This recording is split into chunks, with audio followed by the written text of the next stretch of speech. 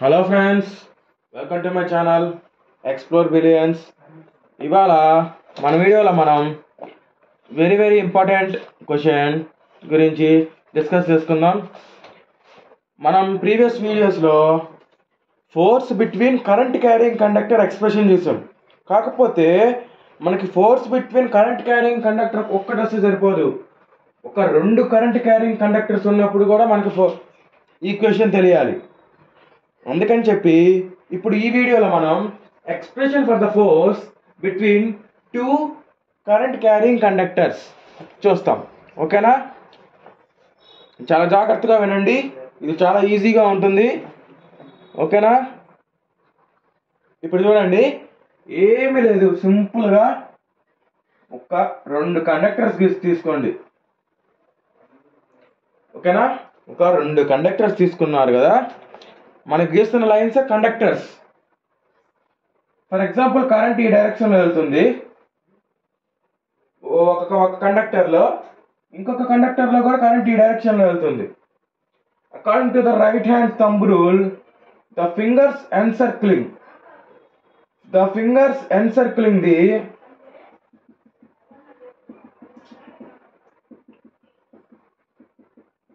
Fingers అనేది encircle అవుతుంది. చూడండి, ఆ ఎన్సర్కిల్ అయ్యే మన ఫ్లక్స్ లైన్స్ ఒక డైరెక్షన్ ఇలాగా, ఇటు సైడ్ కూడా.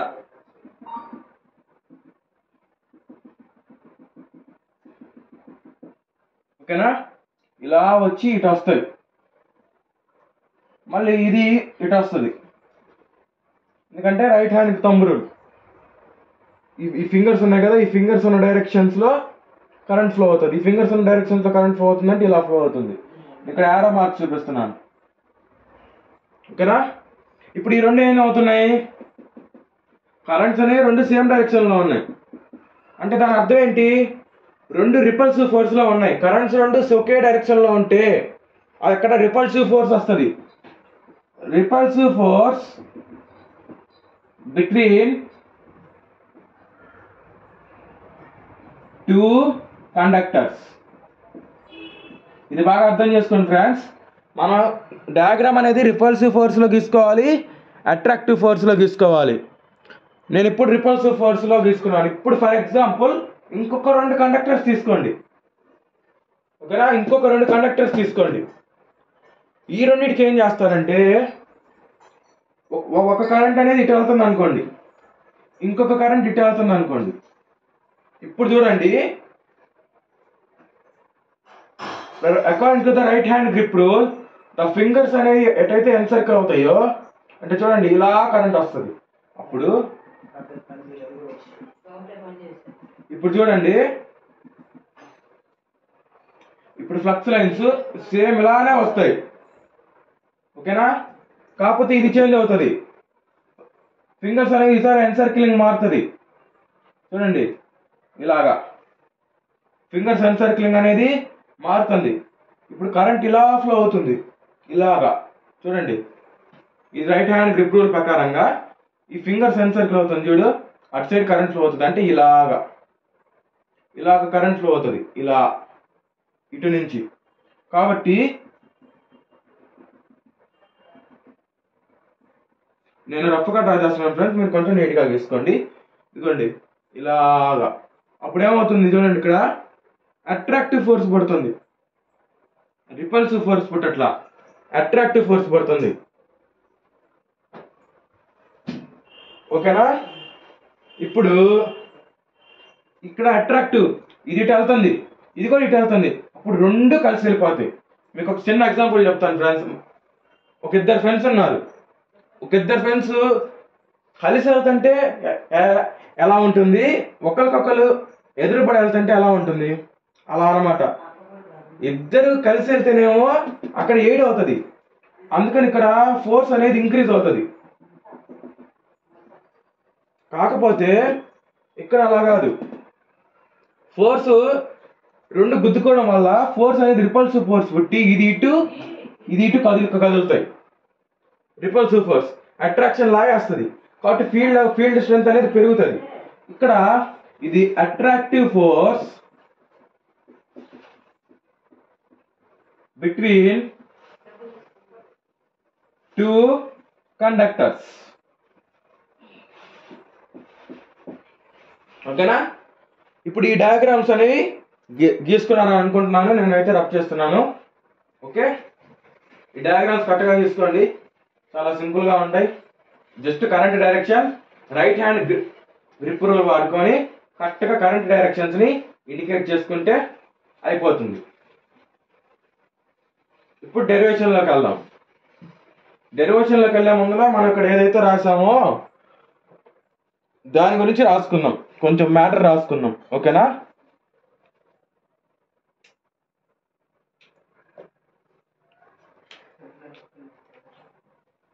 ఓకేనా? ఇప్పుడు ఈ రెండు బొమ్మల్లో మనం ఏ బొమ్మ అయినా తీసుకోవచ్చు, కాకపోతే మనం ఇక్కడ అట్రాక్టివ్ ఫోర్స్ గురించి ఎక్కువ మాట్లాడుకోవాలి రిపల్సివ్ కంటే. ఎందుకంటే అట్రాక్టివ్లోనే మనకి యాడ్ అవుతుంది, కాకపోతే ప్రాక్టికల్గా అట్రాక్టివ్ ఫోర్సెస్ ఉంటాయి, రిపల్సివ్ ఫోర్సెస్ ఉంటాయి. ఏ ఫోర్స్ అయినా ఉండొచ్చు ప్రాక్టికల్గా, కాకపోతే మనం మాట్లాడుకునేది అట్రాక్టివ్గా అని ఎక్కువ మాట్లాడుకుంటాం. ఓకేనా? ఇప్పుడు జాగ్రత్తగా గమనిస్తే రెండు బొమ్మల్లో ఆ రెండు కూడా మనకి ఇక్కడ మధ్యలో వచ్చేది ఫోర్స్. ఇది ఫోర్సే, ఇది ఫోర్సే. ఇప్పుడు ఈ డయాగ్రామ్ ప్రకారం మీరు ఇది రిఫరెన్స్ అయినా తీసుకోండి, ఇది రిఫరెన్స్ అయినా తీసుకోండి, నో ప్రాబ్లం. కాకపోతే ఫస్ట్ ఆఫ్ ఆల్ మనం ఇది ఫిగర్ ఏ అనుకున్నాం, ఇది ఫిగర్ బి అనుకున్నాం. ఓకేనా? ఇది ఫిగర్ ఏ, ఇది ఫిగర్ బి. ఫిగర్ ఏ నేను ఎఫ్ఐజి అని షార్ట్ కట్లో రాస్తున్నాను, మీరు ఫుల్గా రాసుకోండి. ఫిగర్ ఏ డయాగ్రామ్ లో మనకి ఏముంది? Figure A shows that the two conductors are placed. రెండు కండక్టర్స్ ఉన్నాయి, ఆ రెండింటిని ఏం చేశారు? దగ్గరగా ప్లేస్ చేశారు. Place to near to each other. ఓకేనా? తర్వాత రెండు దగ్గరికి ప్లేస్ చేశారు. రెండిట్లో కాదా ఫిగర్ ఏలో చూడండి, the currents in the two conductors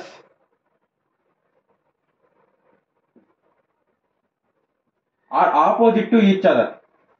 రెండు కండక్టర్స్ లో కరెంట్స్ ఎలా ఉన్నాయి? ఆపోజిట్ గా ఉన్నాయి.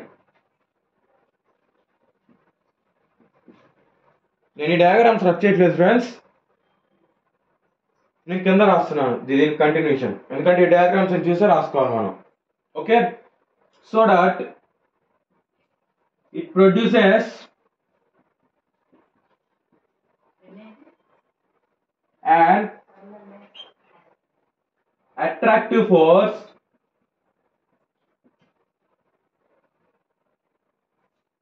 between the two conductors.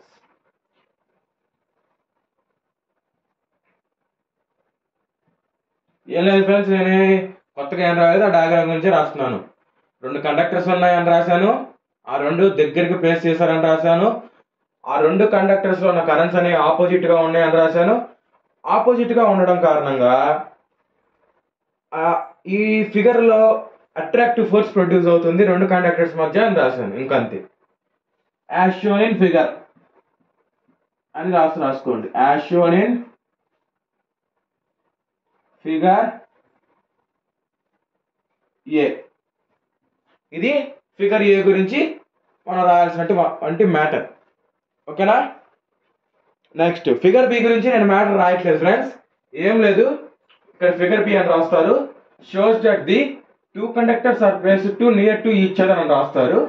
కాకపోతే the currents in the two conductors are opposite రాసాం కదా, ఇక్కడ ఆపోజిట్ రాయం, సేమ్ టు ఈచ్ అదర్ లేదంటే ఈక్వల్ టు ఈచ్ అదర్ అని రాయాలి. ఎందుకంటే రెండు ఒకే డైరెక్షన్ లో ఉన్నాయి ఇక్కడ ఈ డయాగ్రామ్ లో, కాబట్టి అది మీరే రాసుకోండి, ఇది ఒక్కటి మార్చాలి. నెక్స్ట్ ఇక్కడ so that it produces an attractive కాదు, ఇక్కడ రిపల్సివ్ ఫోర్స్ వస్తుంది. రెండు కండక్టర్స్ ఆపోజిట్ డైరెక్షన్లో ఉన్నాయి కాబట్టి ఫ్లక్స్ ద్వారాగానే మనకి మ్యాగ్నెటిక్ ఫోర్స్ ప్రొడ్యూస్ అవుతుంది కాబట్టి రిపల్సివ్ ఫోర్స్ వస్తుంది. కాబట్టి ఇక్కడ రిపల్సివ్ ఫోర్స్ ఇక్కడ ఆపోజిట్ దగ్గర equal and in same direction అని రాసుకోవాలి. ఇక్కడ రిపల్సివ్ ఫోర్స్ అని రాసుకోవాలి. దీనికి నేను ఇక్కడ ఫిగర్ బికి మ్యాటర్ రాయట్లేదు, మీరు రాసుకోండి, సింపులే కాబట్టి అదొక్కటే చేంజ్ చేసేది, ఇంకా మిగతా అంతా సేమ్. మళ్ళీ చెప్తున్నాను, ఫిగర్ బి కూడా సేమ్ ఇదే మ్యాటర్ రాస్తాం, ఆపోజిట్ దగ్గర సేమ్ టు ఈచ్ అదర్ అని రాస్తాం, అట్రాక్టివ్ దగ్గర రిపల్సివ్ ఫోర్స్ అని రాస్తాం, ఇంకంతే. ఇప్పుడు నేను మొత్తం రబ్ చేసేస్తాను. ఇప్పుడు మనం డెరివేషన్లోకి వెళ్దాం. ఇక్కడ ఫిగర్ బి అని రాసుకోండి దాని గురించి రాసేటప్పుడు. నేను ఆల్రెడీ ఫోర్స్ బిట్వీన్ ఇంతకుముందు force in a current carrying conductor definition చెప్పాను, డెఫినేషన్ మొత్తం చెప్పాను ఒక వీడియోలో, ప్రీవియస్ వీడియోలో. ఆ వీడియో ఒకసారి వినండి. అందుకని ఈ వీడియోలో నేను స్పీడ్గా చెప్పేస్తున్నాను. ఆ వీడియో జాగ్రత్తగా వింటే ఈ వీడియో ఈజీగా అర్థమవుతుంది. ఒకసారి ఆ వీడియో వినడం వల్ల ఎవరైనా ఉంటే వెళ్ళి ఒకసారి విని రండి ఈ వీడియోకి మళ్ళీ వినడానికి, ఓకేనా? రైట్. ఇప్పుడు చూడండి, first of all according to work law, ఇక్కడ మనం వర్క్ లా అప్లై చేస్తాం. అకార్డింగ్ టు ద వర్క్ లా,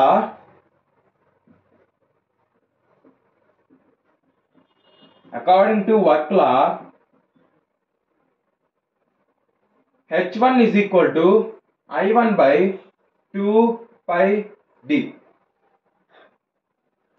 ఇది వర్క్ లా ఫ్రెండ్స్. ఇప్పుడు వర్క్ లా అంటే ఏంటో నేను చెప్తా, కూర్చోలేను. జస్ట్ ఒకసారి వర్క్ లా గురించి మీరే ఒకసారి మీ టెక్స్ట్ బుక్స్లో కానీ నోట్ బుక్స్లో కానీ చెక్ చేసుకోండి. H1 is equal to I1 by 2 pi d. కాకపోతే మనకి తెలుసు, we know that B is equal to mu H. ఓకేనా? mu H. ఈ ఫార్ములా మనకు తెలుసు. Relation between the flux density and magnetic field strength అని చెప్పి సపరేట్గా టాపిక్ ఉంటుంది. ఆ టాపిక్లో బీకి హెచ్కి మధ్య రిలేషన్ని మనం డెరైవ్ చేస్తాం. ఆ డెరివేషన్ ఒకసారి చూసుకోండి, అర్థమైపోతుంది. B equal to mu H అని ఎందుకు వచ్చింది అని. ఓకేనా? ఇప్పుడు నెక్స్ట్, ఇప్పుడు మ్యూ అంటే అర్థమైంది, పర్మియబిలిటీ అంటే ఏం లేదు, ఎంత ఫ్లక్స్ ని ఒక మ్యాగ్నెటిక్ మెటీరియల్ అలౌ చేస్తుంది అనేసి. That is equal to mu naught mu R H. Mu యొక్క వాల్యూ ఎంత? మ్యూ నాట్ అనేది absolute permeability, where mu naught is equal to absolute permeability.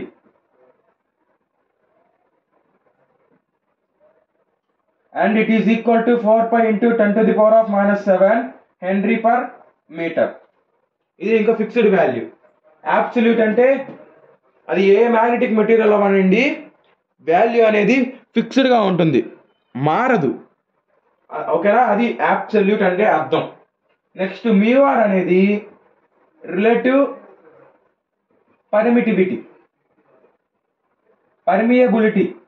Permittivity అంటే ఎప్సిలాన్. ప్రీవియస్ వీడియోస్లో డిస్కస్ చేసాం ఎప్సిలాన్. ఓకేనా? Epsilon naught epsilon, or epsilon is equal to epsilon naught into epsilon R. Mu is equal to mu naught into mu R, రెండు ఒకటిగానే ఉంటాయి. ఇది వచ్చేసి ఒక కెపాసిటర్లో, ఇది వచ్చేసి ఒక ఇండక్టర్లో. అక్కడ ఇక్కడికి ఇది గ్రీక్ లెటరే, మ్యూ ఎప్సిలాన్ కూడా గ్రీక్ లెటరే. కాకపోతే జస్ట్ మారేది ఏంటిది, ఇది ఒక్కటే మారేది జస్ట్. ఓకేనా? నెక్స్ట్ ఇప్పుడు చూడండి, ఈ డెరివేషన్ అనేది నాకు నచ్చిన పద్ధతిలో నేను చెప్తున్నాను, నాకు సింపుల్గా అనిపించిన పద్ధతిలో. ఓకేనా? ఎలా చేసినా సరే ఫైనల్ డెరివేషన్ ఒకే రకంగా వస్తుంది, నో ప్రాబ్లం. ఎందుకంటే ఒక్కొక్కళ్ళు ఒక్కొక్క రకమైన బుక్ ఫాలో అవుతారు కాబట్టి దాంట్లో ఏం ప్రాబ్లం ఏం లేదు.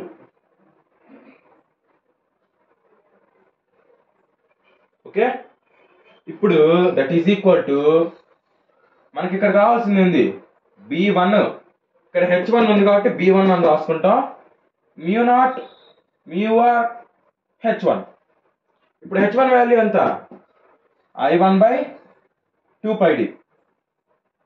That is equal to μ0 μr into I1/2πd.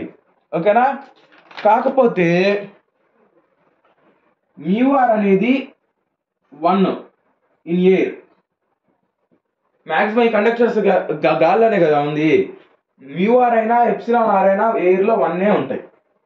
That is equal to μ0 I1/2πd. ఓకేనా? ఇప్పుడు చూడండి,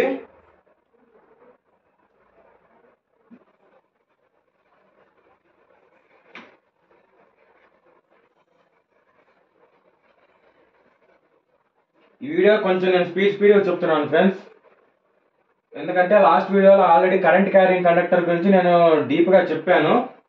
సేమ్ మీ కరెంట్ క్యారింగ్ కండక్టర్ అర్థమైతే ఇది ఈజీగానే ఉంటుందని చెప్పి. ఇప్పుడు force F is equal to BIL Newton. Sine theta ఎందుకు రాయట్లేదంటే ఇక్కడ మనకి ఏం యాంగిల్స్ లేవు ఫ్రెండ్స్. ప్రీవియస్ ఆ డిఫరెన్షియల్ ఎలిమెంట్లో ఏంటంటే యాంగిల్ ఫామ్ అయింది. ఇక్కడ మనకున్న డయాగ్రామ్లో యాంగిల్ లేదు. యాంగిల్ లేనప్పుడు మనం రాయకూడదు. కాకపోతే ఇక్కడ ఫ్లక్స్ డెన్సిటీ ఫస్ట్ ఫిగర్లో పుట్టిందా సెకండ్ ఫిగర్లో పుట్టిందా అంటే అట్రాక్టివ్ ఫోర్స్లో పుట్టింది కాబట్టి ఫస్ట్ ఫిగర్. నెక్స్ట్ కరెంట్స్ సేమ్గా ఏ ఫిగర్లో ఉన్నాయి సెకండ్ ఫిగర్లో ఉన్నాయి. ఫిగర్స్ ఒకసారి గమనించండి. ఫస్ట్ ఫిగర్లో ఫ్లక్స్ డెన్సిటీ మంచిగా ఉంది, ఎందుకు రెండు యాడ్ అయిపోయినాయి అట్రాక్టివ్ ఫోర్స్ వల్ల. సెకండ్ ఫిగర్లో కరెంట్స్ రెండు సేమ్ డైరెక్షన్లో ఉన్నాయి, అందుకని B1 I2L అని రాస్తాం. ఇప్పుడు మనకి తెలుసు B1 వాల్యూ ఎంత ఇక్కడ వచ్చింది. ఇది B1 వాల్యూ, ఇది B1 వాల్యూ ఎంత వచ్చింది μ0 I1/2πd ఇంటూ I2L. ఇప్పుడు దట్ ఈజ్ ఈక్వల్ టు చూడండి I1 I2 అలానే రాస్తాం. μ0 μr ఇప్పుడు ఏంటంటే ఇందాక ఇక్కడ గాల్లో పెట్టాం కాబట్టి 1 అయింది. ఇప్పుడు రెండు కలిపి ఎట్ ఏ టైం చూస్తున్నాం మనం, రెండు కలిపి. అప్పుడు ఏమవుతుంది, రెండు కలిపి ఎట్ ఏ టైం చూస్తున్నప్పుడు μr కూడా ఉంటుంది. μ0 μr I1 I2L/2πd. This is the final derivation for the force between two parallel current carrying conductors. ఓకేనా? F is equal to μ0 μr I1 I2L/2πd. ఇప్పుడు వేర్ μ0 అనేది ఇదే, μr అనేది ఇదే, మళ్ళీ రాసుకోండి పాయింట్స్. ఓకేనా? L is equal to distance between the, రాసుకోండి D అనేది distance between the two conductors. ఓకేనా? ఫిగర్ 1లో అయినా D ఉంటుంది, ఫిగర్ 2లో అయినా D ఉంటుంది. రెండు కండక్టర్స్ మధ్యలో ఒక డిస్టెన్స్ పెట్టుకొని D అని పెట్టుకోండి. ఆ distance D is equal to distance between two conductors. L is equal to length of the conductors. ఓకేనా? I1 అనేది current flowing through first conductor, I2 అనేది current flowing through second conductor. μ0 అనేది absolute permittivity. ఇక నేను మిగిలిన రాయట్లేదు, normal చెప్పేస్తున్నాను.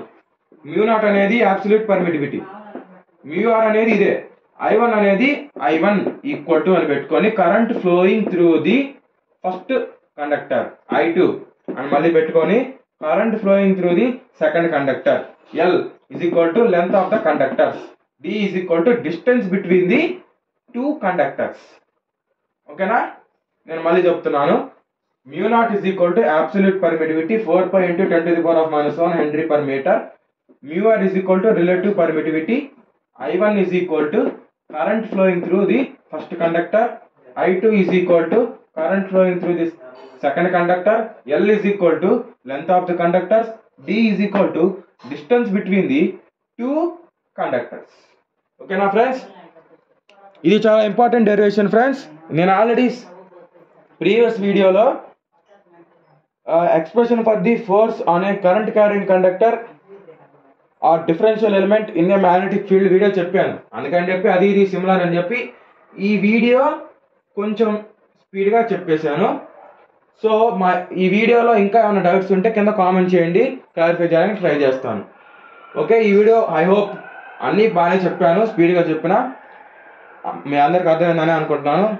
So please like, share and subscribe to our channel. ఇంకో వీడియోతో మళ్ళీ మీ ముందు ఉంటాను. అప్పుడు దాకా బాయ్.